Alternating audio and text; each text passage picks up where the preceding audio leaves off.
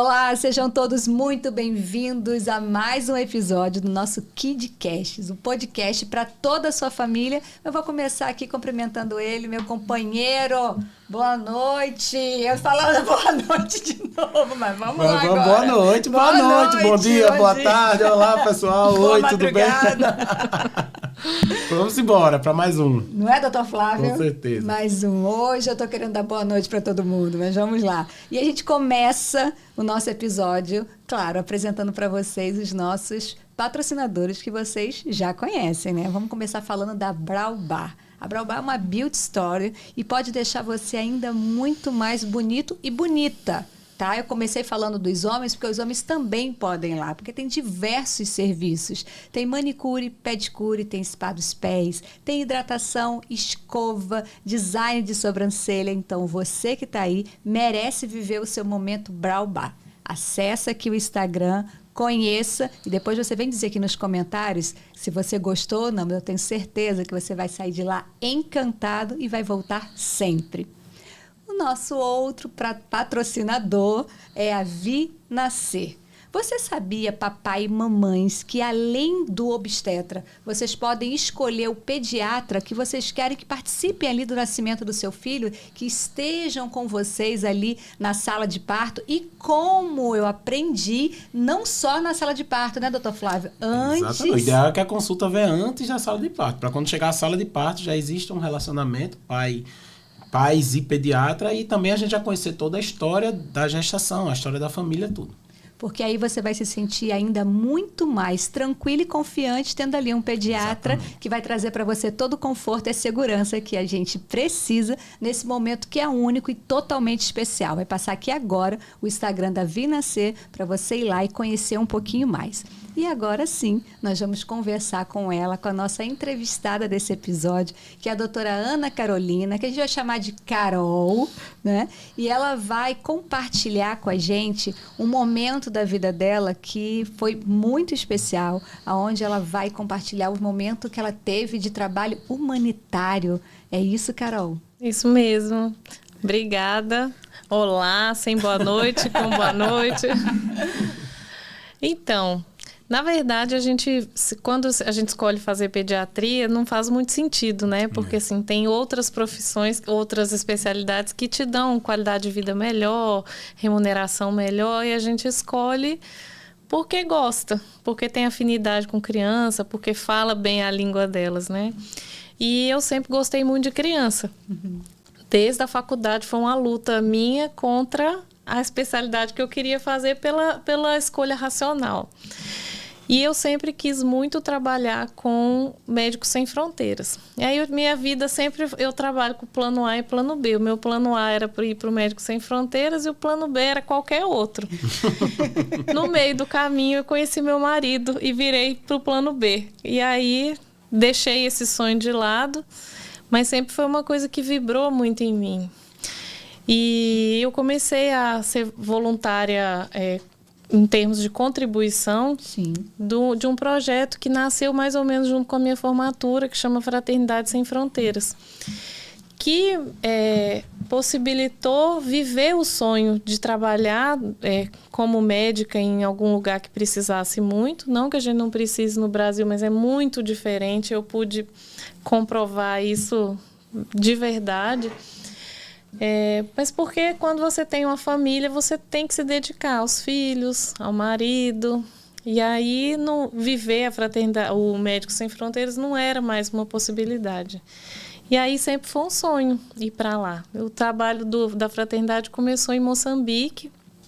E aí tinha a primeira aldeia que passou a reconhecer os problemas reais deles, que são problemas diferentes dos nossos. E esse projeto cresceu muito e ele tem lugares hoje no Congo, em Madagascar, no Malawi. No Brasil tem vários, no Rio mesmo tem o Fraternidade na Rua, que cuida dos moradores de rua, cuida dos refugiados venezuelanos na fronteira. Então é um projeto maravilhoso. E cada um se motiva por aquilo que move o coração. E o meu realmente são as crianças. E aí eu tive um surto. Resolvi ir assim, uma semana antes, como se fosse ali na esquina. Foi muito bom. Muito bom. Carol, primeiramente, muito obrigado por você estar aqui. Né? Ela tem essa carinha de nova, mas eu fui residente dela. Né?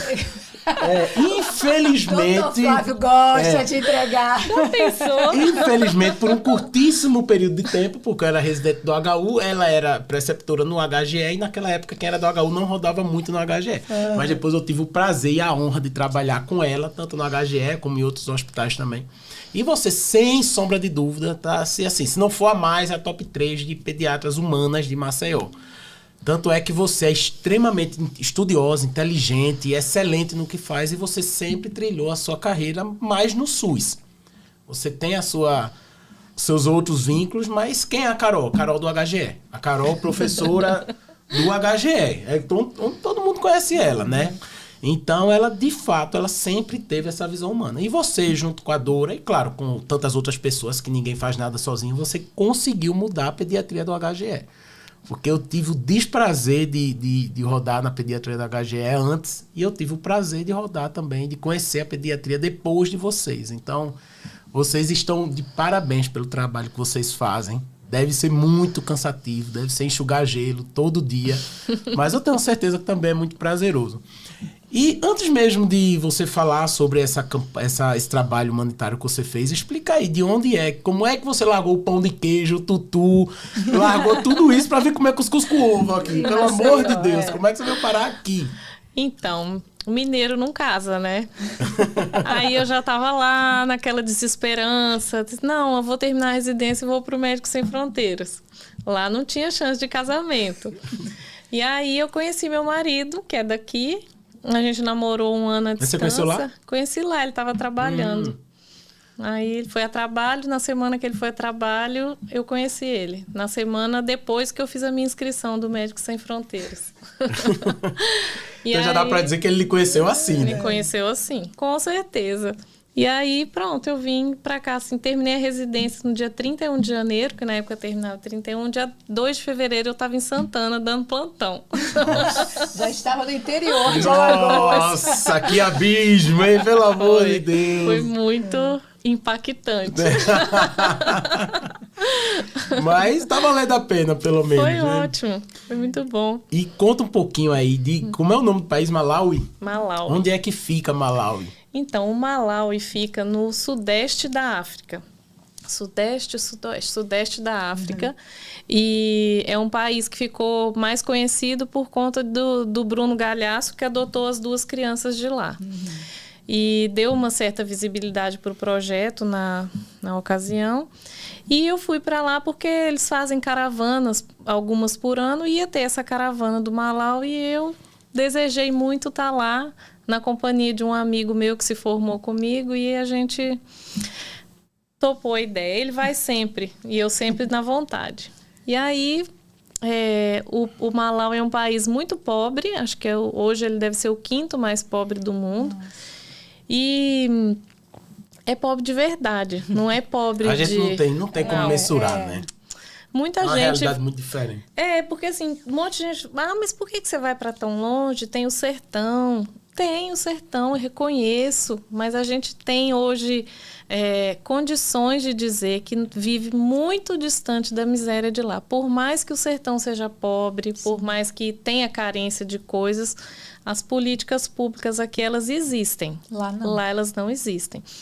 E interessante que eu não imaginava que a África era um lugar de conflito, mas por conta da colonização europeia lá, que na verdade foi uma colonização extrativa. Eles tiraram pessoas, tiraram recursos, e os países em torno do Malawi são países ricos de recurso mineral, diamante, esmeralda.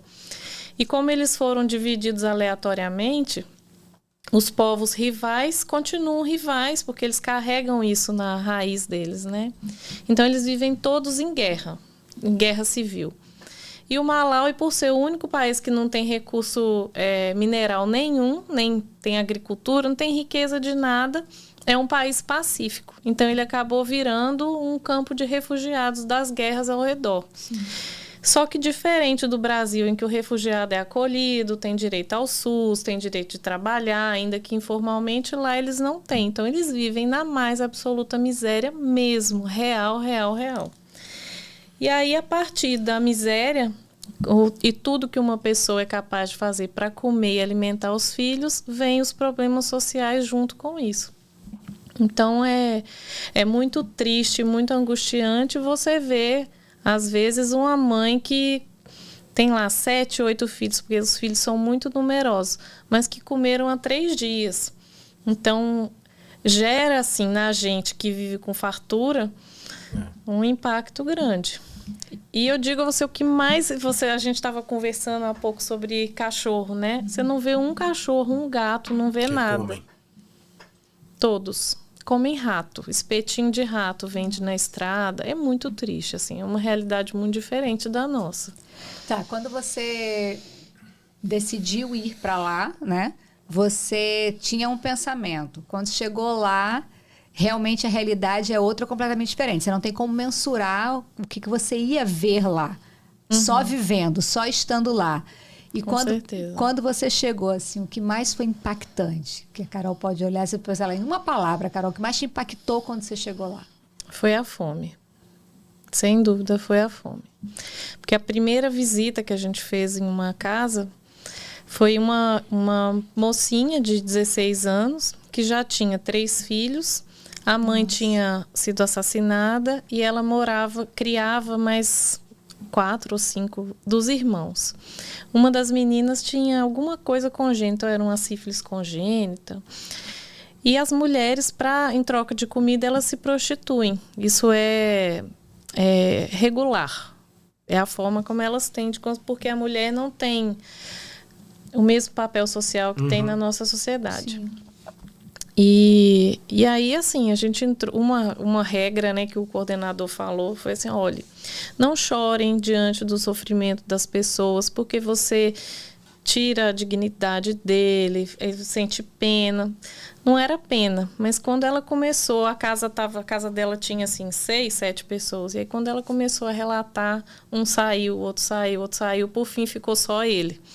Dali a pouco volta ele chorando e falando assim, gente, desculpa, eu tive que ressignificar isso, porque não tem como você ser empático com aquele sofrimento, não se colocar no lugar do outro e uma dor assim absurda.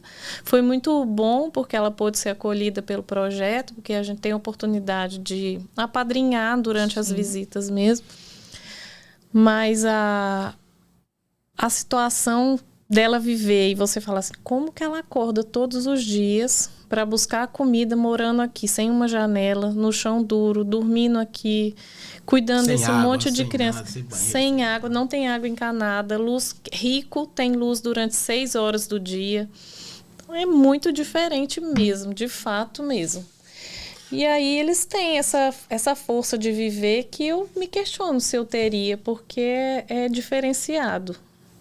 Mas esse trabalho é só com crianças, não? Acolhe a família como um todo? Como é que é feito isso? Vocês vão só para levar saúde? Ou vocês também levam doações de alimentos, de roupa? Como é que... As doações, elas são regulares porque são necessárias. Então, de comida, de roupa, de dinheiro também, porque o dinheiro não circula lá. Medicamento também. Agora é um projeto muito organizado. Então, ele começou com uma casa que fornecia refeição, que era o primordial. Depois, ele construiu um outro setor que começou a atender as pessoas, porque dentro dos refugiados, eles não têm permissão para trabalhar no país. Mas muitos têm formação em saúde, formação técnica, e aí eles são acolhidos pelo projeto e passam a trabalhar recebendo o valor do salário mínimo de lá, que é $50, e passam a executar a profissão deles, mas dentro do campo de refugiado. Fora do campo, eles não podem fazer nada. E aí começou a crescer. Então, hoje tem uma oficina de costura, tem uma oficina de produção de carvão, sempre com os refugiados. Então, inicialmente, acolhi e dava comida. Depois, as pessoas passaram a ter oportunidade de ser empregadas, de exercer um trabalho e ocupar a cabeça, né? Porque passando fome, briga por território, por casa, acaba virando todos os conflitos sociais que a sociedade tem. Complicado, né? Quem banca isso? Doações, Doação. Tem os grandes doadores, né? Que são aqueles que, de certa forma, divulgam com imagem. A Loki, Xuxa, são grandes doadores. Mas os doadores pequenos sustentam importante muitas também. famílias, Faz a diferença, né? Sim. E aí depois a Faz gente a até vai colocar diferença. aqui na tela, né? Como que as pessoas podem fazer, quem está assistindo, como é que pode fazer para doar tudo direitinho, né? Ah, vai ser Porque- ótimo. Dá pra botar na descrição. É, também, na eu acho, descrição com algum link também. que aperta e já vai direto. Isso, porque é importante, né? E aí você passou quantos dias lá? Fiquei 15 dias. Vocês ficaram onde lá? Hotel foi? Não. Não deve ter nem hotel lá, né? Não, dentro do Não, porque tem campo. países desses que tem tipo uma ilhazinha pra turista, né? sim. É. Não, mas tem hotel na capital, só que a gente ficou dentro do campo de refugiados. Então lá tem um alojamento onde funcionam essas oficinas do projeto, e aí tem um alojamento, um galpão com cama, Mas vocês foram bem tratados lá o tempo todo. muito. E a comunicação? Se tem refugiado, tem gente da África toda, Da com África 200 mil dialetos. Como é a comunicação aí? É uma ciência. Geralmente, assim, o Malaui, a língua oficial é uma língua deles, que eu esqueci o nome, e o inglês, porque eles foram de colonização inglesa. Inglesa, né? Mas tem muito moçambiquenho lá que fala português, tem o pessoal do Congo que fala francês. Então, às vezes, você conversa com uma pessoa inglesa, ela traduz para o outro na língua local, responde em francês. É uma coisa bem complexa, mas funciona.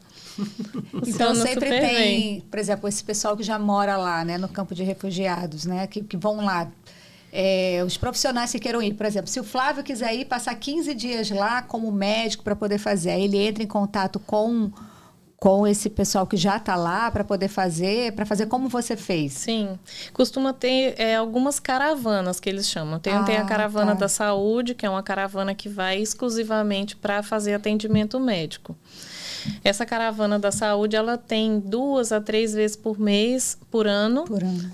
Por ano. E aí geralmente a gente faz uma equipe mista. Tem cirurgião, tem pediatra, anestesista, que é para poder fazer pequenos procedimentos. E aí tudo isso tem nesse alojamento. Se precisar de uma sala para fazer um pequeno procedimento, alguma Sala para coisa. pequeno procedimento tem. Tá.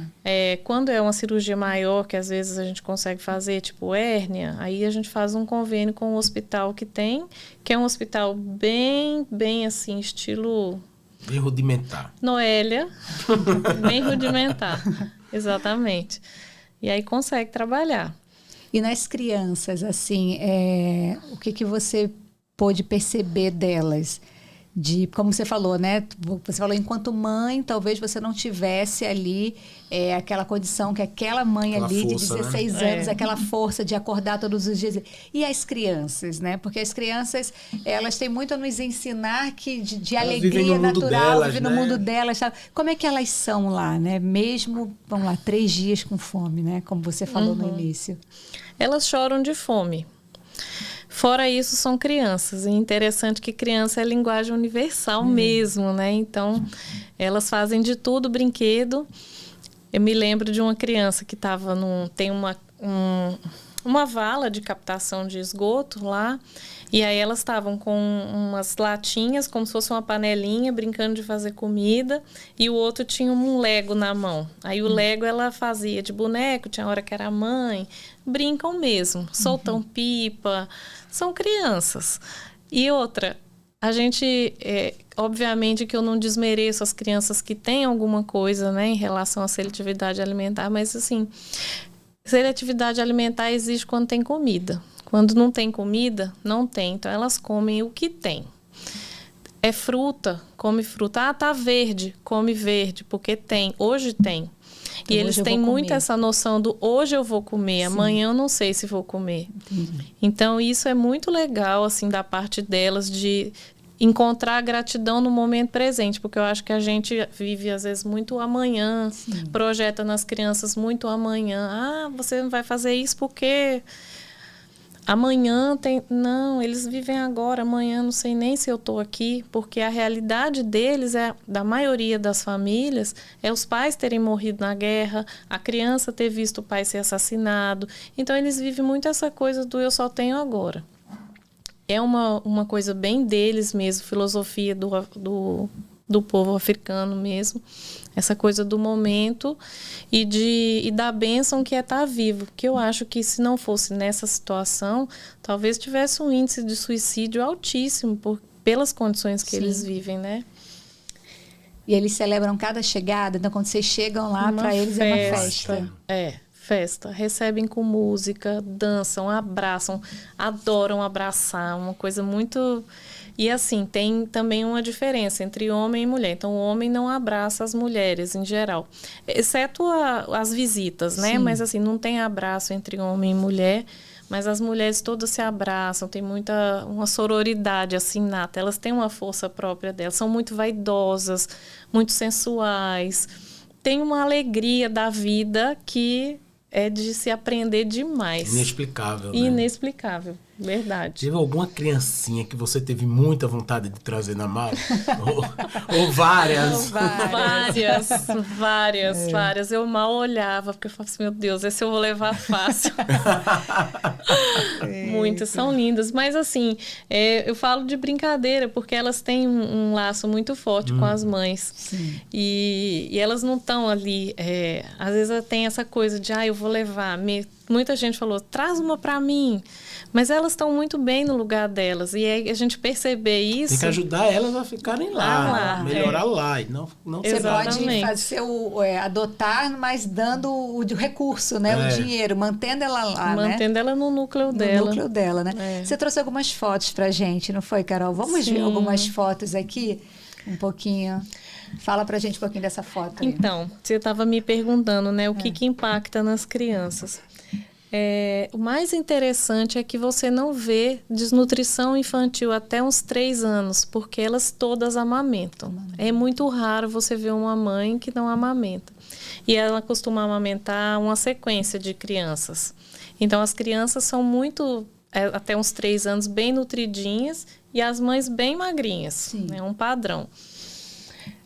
Achei muito interessante assim que elas têm uma naturalidade do amamentar que a nossa civilização colonizada perdeu. Inclusive, eu estava... Semana retrasada, fui abrir a semana de amamentação, que agosto é o mês da amamentação.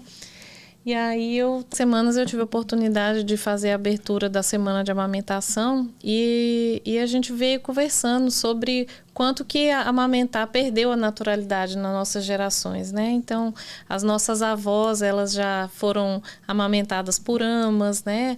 As avós delas. Então, assim, só a partir mais ou menos de 1960, 70, que passou a ver a amamentação como algo natural e isso voltou a ser incentivado. E elas, como não sofreram a colonização da mesma forma que a gente, tem isso muito enraizado. Então, é muito legal essa questão da amamentação.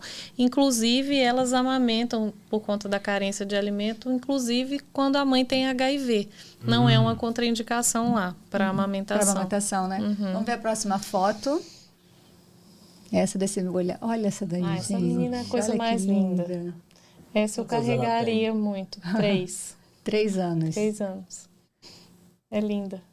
Aí onde vocês atendem? Isso, aí é a unidade de saúde, a balança. Essa criança acho que tinha 8 meses, bem gordinha, amamentação exclusiva. Amamentação exclusiva.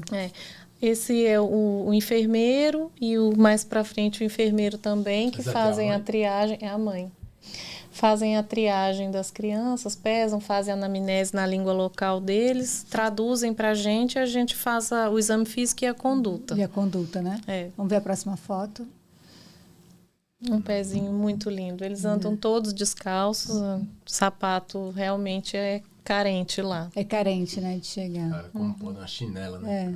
Olha eles aí. Muitas crianças e eles gostam muito de estar próximo. Então a gente ia andando, eles iam todos atrás. Todo mundo junto. Vê um celular, quer tirar foto, ficam felizes, fazem pose. São muito zelosos na forma de vestir, então eles se cuidam, apesar de não ter recursos, se cuidam muito. Com o que tem, né? Escova de dente, todas as casas, por mais simples que sejam, várias escovas de dente penduradas na parede. Um cuidado com saúde bucal muito interessante. As crianças com os dentes bonitos, muito legal isso também. Outra coisa que me... Isso aqui é casa? Isso é alguma coisa do atendimento? Não, isso é uma casa na vila, no campo de refugiado. As casas são construídas com barro do chão mesmo. Eles cavam o chão, constroem tijolos e então quando chove, geralmente essas casas derretem. Lá costuma chover como no Sudeste aqui, de novembro até março, mais ou menos. E Então, chove. Chove, nessa época chove. Nessa que eu fui em maio, estava frio. Olha eles brincando. Isso foi um joguinho, tipo um ludo que eles criaram. A gente estava falando que criança é criança, criaram mesmo. Incrível, ludo mesmo. Se juntam brincando. todos. Outra questão lá é que não tem escola para todos, né? A escola, os refugiados, eles não têm direito de estudar no país. Então, os jesuítas são responsáveis pela educação dos refugiados. Aí eles têm uma escola que acolhem 5.000 crianças. Nossa. E o campo de refugiado tem mais ou menos 60.000 pessoas. E a maioria é criança, né? Como vocês viram, tem muita criança. E aí não tem como estudar. Então, eles passam o dia ociosos. As mães que têm a oportunidade de trabalhar no projeto deixam eles sós. Uma criança toma conta da outra criança. Isso é muito comum. Criança pequena carregando um bebê nas costas. É a forma que tem de ajudar, É a forma né? que tem de ajudar. De ajudar e poder fazer.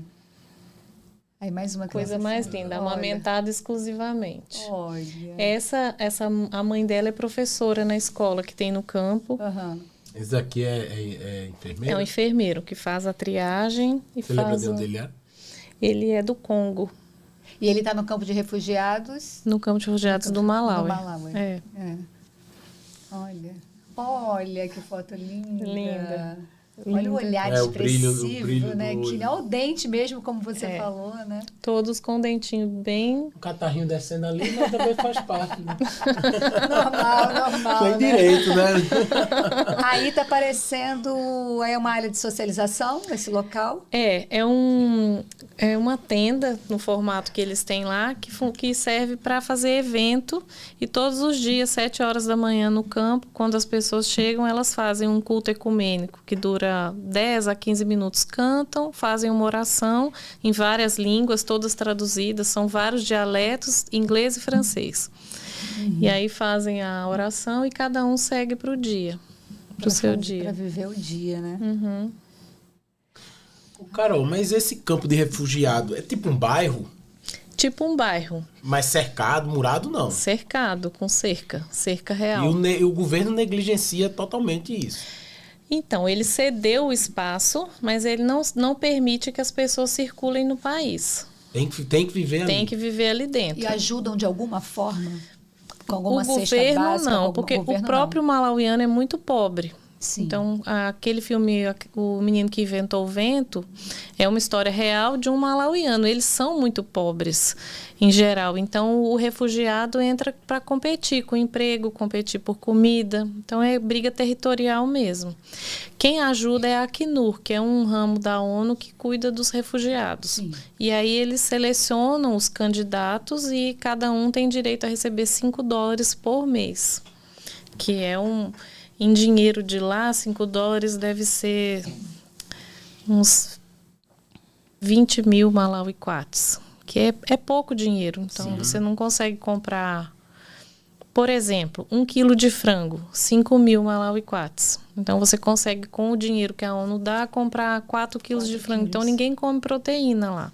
E lá tem tipo supermercado, mercadinho, aonde é que eles fazem essas compras quando eles estão aí com o dinheiro? Dentro do campo de refugiado, os malauianos podem ter comércio e vender para os refugiados. Aí tem uns mercadinhos assim bem simples mesmo, que vendem ovo, Algumas pessoas que são tidas como ricas criam galinha. Então, uma tentativa do projeto mesmo é criar um galinheiro comunitário para que eles possam comer proteína, porque é o tipo de desnutrição mais prevalente lá, é por carência de proteína. Pelo que você viu, não há perspectiva de melhora nenhuma. Não, nenhuma. Inclusive, semana passada... OMS... Nada. A ONU tem um barracão lá dentro, mas assim, eu acho que falta força, falta empenho. E aí, depois que começou a guerra entre a Rússia e a Ucrânia, os olhares todos se viraram para acolher os refugiados da guerra. Da guerra, né? Da guerra real. Real, né? Meu Deus do céu. Quantas crianças não vão morrer? Quantos adultos não vão morrer? E não morrem nos outros países também, né? Porque às vezes a gente não tem... Não tem noção, né, do que está acontecendo. Não tem a mínima noção. É. E como é que a gente faz para de alguma forma ajudar mesmo. É doação mensal, é? É uma doação mensal. Você pode escolher adotar algum projeto. Então, eu não quero ajudar nada na África, eu quero ajudar no Brasil. Você adota um projeto. Tem um projeto novo, meu Deus, eu preciso ir para lá. O Órfãos do Congo, que é um projeto, a guerra no Congo está assim, bem intensa. E aí eles, por briga territorial, eles assassinam os pais e as crianças vão ficando. Então, depois dá uma olhada na página para você ver. Então, tem mais de 200 crianças que foram acolhidas pelo projeto. Aí eles estão construindo um orfanato com recurso doado por várias pessoas, né? Sim. E o Congo não tem política de adoção. Então, são todas crianças que estão, assim, efetivamente órfãs e que a própria fraternidade vem tentando intervir na política para poder criar uma forma delas serem adotadas, né? E não viverem lá. Esse projeto, ele é brasileiro, não, né? É. O fundador dele acho que é de Campo Grande, que é o Wagner Moura, que ele chama.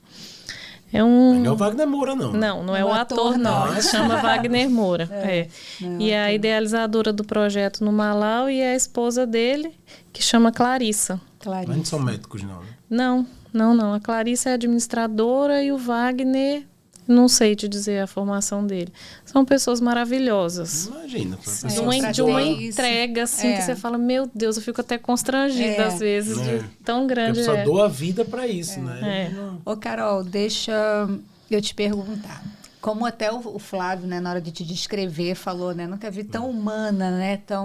Então, isso já veio de você, isso já é você, isso é a sua essência. Mas você consegue falar pra gente da Carol que só pensava em ir, da Carol que já foi e voltou, o que mudou? Ai, mudou muito. Engraçado que o Flávio falou e eu fiquei assim, mas eu sou assim? Eu fico feliz de ter feito diferença lá. Assim, essa história de eu ser mais velha que ele, a gente vai rever depois. Ter sido professora dele, porque ele entrou muito tarde na faculdade. Foi ele que entrou tarde. Pode ser, tem muito cabelo branco, pode ser. Exatamente. Mas eu entrei achando que eu pudesse fazer muita coisa. Eu vou ajudar. Aquela arrogância, né, de quem ajuda, né? Eu vou ajudar, eu vou fazer... Quem voltou de lá ajudada fui eu. Então, isso não resta dúvida. Eu voltei muito grata pela vida que eu tenho, pela vida que eu posso proporcionar aos meus filhos, mas principalmente reconhecendo que a gente vive num país que, com muitos defeitos, tem políticas públicas que veem as pessoas. As pessoas lá são invisíveis. Invisíveis para o país, invisíveis para a ONU, invisíveis para o mundo. E eu sinto que, de certa forma, a gente tem uma dívida histórica com o povo africano. Sim. Que, obviamente, eles têm a responsabilidade dele, porque nós não estamos falando aqui de vítimas nem de algozes, não é isso. Mas eu voltei com esse sentimento de compromisso.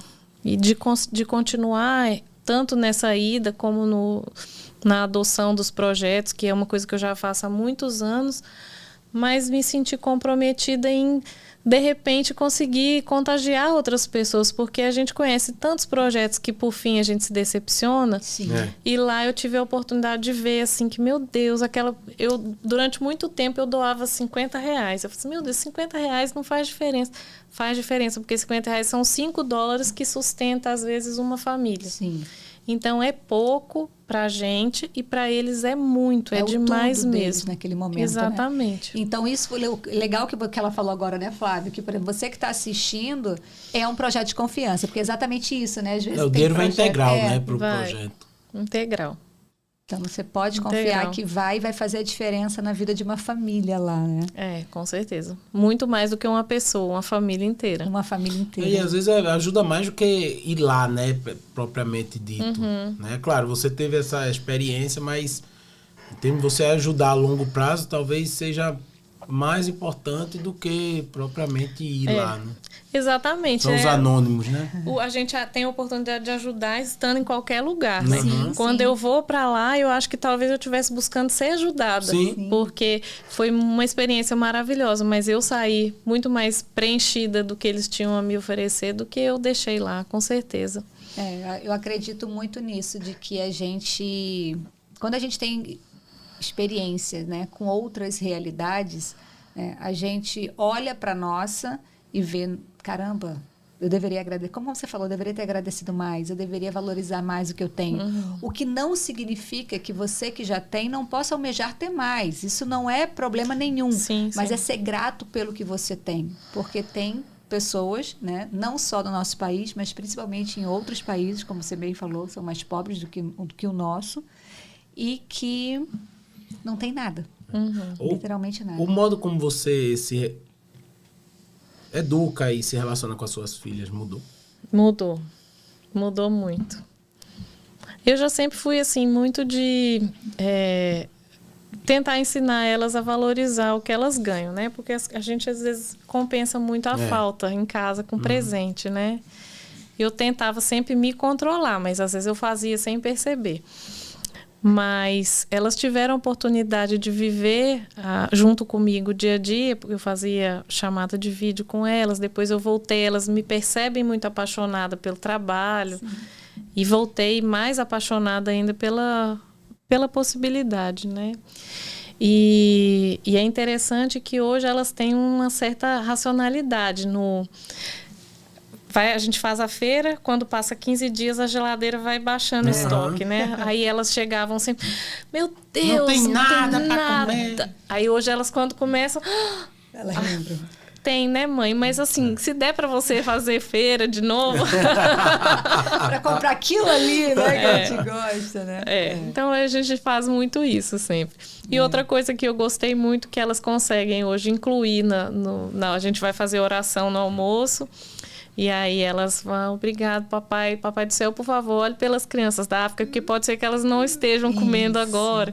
Então, uma noção de empatia mesmo, né? Sim, acho que isso acho que é o que a gente pode mais ensinar para os filhos, é isso. Lá na igreja a gente sustenta alguns missionários, né? Eu sou de uma igreja batista e tem muita dessa cultura, né? De você não pode ir, mas tem os missionários que estão lá, porque cada um tem um chamado e você pode ajudar ali financeiramente, né? E a gente recebe cartinha, né? Porque você escolhe lá a criança, você recebe a cartinha que estava tendo... E eu converso muito isso também com a minha filha, sabe? Da gratidão, né? Então, assim, vamos agradecer aqui a Jesus porque você tem isso aqui, né? O que temos e o que somos vem dele, né? Então, aí agradece. E ter esse cuidado, de fato, né? De olhar.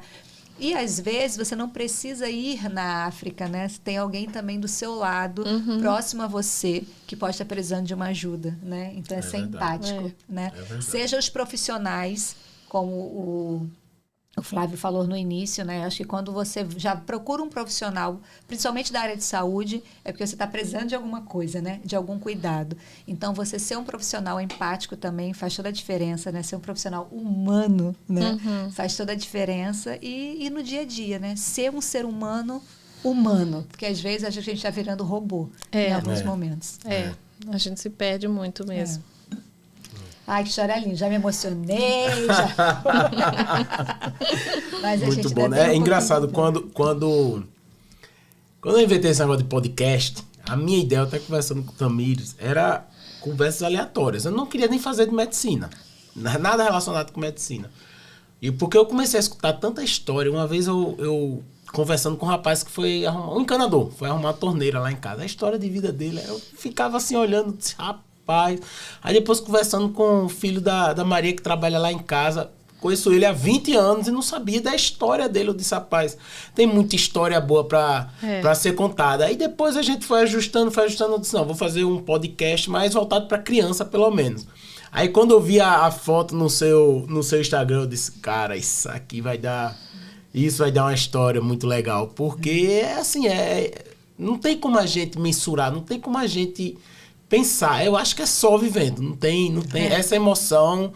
É que nem você tentar explicar qual é a emoção de ser mãe ou pai. Não adianta. Só quando a pessoa virar... Quando né? Quando virar ser pai ou mãe é que vai conseguir entender isso. E eu tenho certeza que por mais que você passe aqui o dia todo falando, a gente vai ficar aqui babando, mas não vai ter o sentimento que você tem aí. E você tá de parabéns mesmo pela sua atitude. E, na verdade, eu espero muito que esse podcast toque no coração das pessoas ali, para que de alguma forma a gente possa ajudar com esse projeto maravilhoso A gente vai deixar, tem que deixar o link na inscrição, que fica mais prático da Sim, pessoa. sim. Se botar só na tela, às vezes a gente não Vai colocar tanto na inscrição aqui do YouTube, do Instagram. E fala, Fraternidade Sem Fronteiras, @Fraternidade Sem Fronteiras.org. Também é Olha aí, outra tá opção. vendo? Daí dá pra botar o Instagram também pra A gente. gente vai colocar, é confiável, né? Doutora Carol esteve lá. Real. Né? E isso que é o bacana, você vai poder ajudar, né? Você vai poder ajudar a tantas famílias que estão lá, né? Que a gente não tem nem noção, né? Nem noção. Muito obrigado mesmo, Carol, por você ter vindo aqui. Muito obrigado, adorei demais. Eu que agradeço, adorei também. Eu adoro falar sobre lá. Quando eu voltei, eu falava tanto que ninguém mais me aguentou. Ai, meu Deus, lá vem ela. Corre. E já tem Tô me data, chamando. Parada. tem data para a próxima ida, Carol? Não necessariamente Pro para lá, Congo. pro Congo, né? Que você quer ir fevereiro. pro Congo, né? Já tá Olha, tudo certo. Olha aí, tá vendo, Flávio? Tudo tendendo pra sim. Olha que legal. Mais 15 dias. Eu preciso avisar meu marido. Ele vai ficar Eu quero sabendo se perguntar, ele assistir. apoia? Ele soube de véspera, né? Praticamente. Ele ficou meio assim, achou que eu não fosse. Aquela cara Vai que sozinha? Pra onde? Pro Malawi? Não. Você tá brincando comigo. Mas no fim ele topou, ficou com as meninas de boa. Foi ótimo. E elas entenderam também antes de você? Sofreram um bocado. Mas aí, quando tava chegando perto, elas falam assim, não, mãe, a gente entende que se é seu sonho, você tem que realizar o seu sonho, porque você quer que a gente realize o nosso. Assim, isso Que mesmo. bonitinho, é isso aí. É, muito legal. Então, olha, quando for em março, né?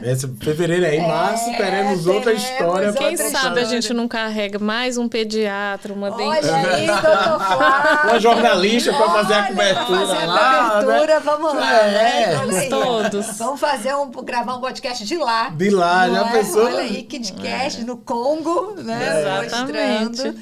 E isso é o legal da internet, né? De realmente Dá essa ser sem possibilidade. fronteiras, né? Dá essa possibilidade e de você poder ajudar a fazer a diferença da onde você estiver, né? E com o celular na mão agora é mais fácil ainda, né? É verdade. Só ir lá, vai lá, faz a doação e tudo certinho. Foi muito bom te conhecer a sua história. Obrigada. Né? E me emocionou. Né? Com certeza, não tem como E já não tem- fazer a gente repensar, né? Repensar a vida, exatamente, né? E como ela falou que eles vivem lá, né? O hoje, né? Vamos viver o hoje, ser grato pelo hoje, né? E como que eu posso Grato ser melhor pelo que tem, hoje? né? O que tem é o suficiente. Não deveria ser, mas é o suficiente para eles viverem até outro dia. Exatamente assim. Então, Muito obrigada. obrigada, Carol. Tchau, gente. Até o nosso próximo episódio. Curta as nossas redes sociais, acompanhe a gente aqui no YouTube toda terça-feira, às 3 horas da tarde. Toda terça-feira não, né? A cada 15 dias da terça-feira, às 3 horas da tarde, tem um novo episódio aqui. E é só você clicar aqui no sininho que aí você vai receber a notificação. Até o próximo episódio. Tchau. Tchau, tchau.